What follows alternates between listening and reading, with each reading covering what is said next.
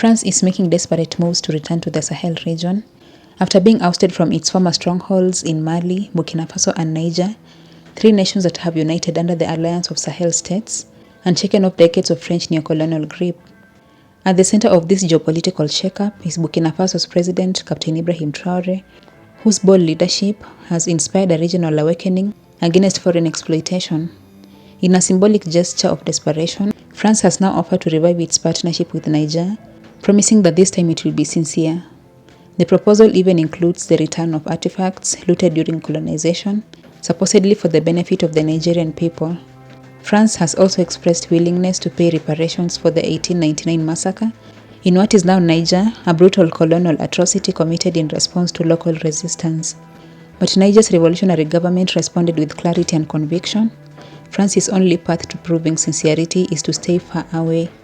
Niger made it clear that it must first finish cleansing itself of imperialist forces and eliminating terrorist groups, which many suspect to enable through foreign interference. Only after securing complete sovereignty, Niger's leadership said it might consider engaging in genuine diplomatic talks or business deals on their terms.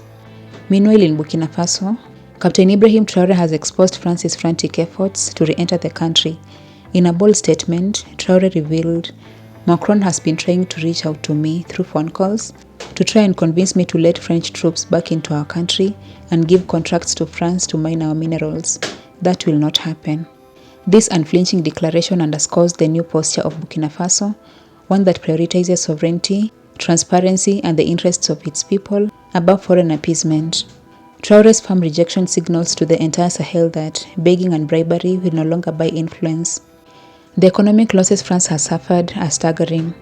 With the Sahel reclaiming sovereignty over their resources, France has lost access to the gold mines of the second and fourth largest gold producers in Africa, that is Mali and Burkina Faso. Combined, these two nations produce over 100 tons of gold annually, representing more than 5,000 billion CFA francs, which is approximately 8.3 billion US dollars. In just 3 years, this amounts to 25 billion US dollars in potential loss, revenue that used to fuel France's own economy while offering minimal returns to African nations. The military ejection also came with a heavy cost. In Mali alone, military base presence brought France 2 million euros per day. Mali's Prime Minister Abdoulaye Diop confirmed, equating to nearly 730 million euros annually. In Niger, where France operated 3 military bases, and in Burkina Faso, similar figures apply.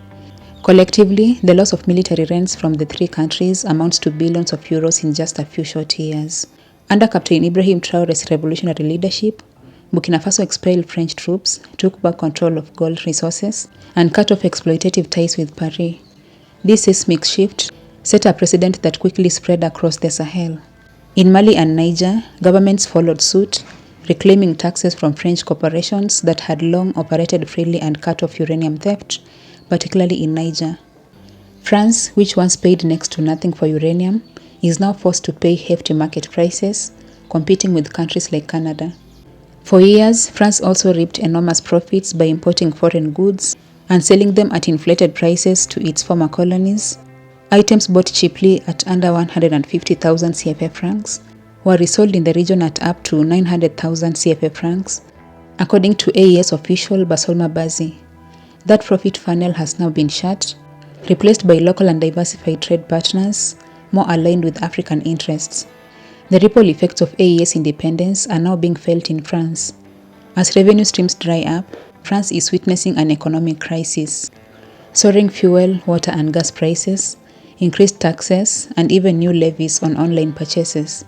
The government, grappling with a debt-to-GDP ratio of 114%, the highest in its history, has begun asking ordinary citizens to contribute more, even in the healthcare sector. The momentum behind the AES is more than just a regional alliance. It's a movement, one that declares that the era of foreign looting is over. Captain Traoré's defiant stance has ignited a sense of pride and determination across the Sahel.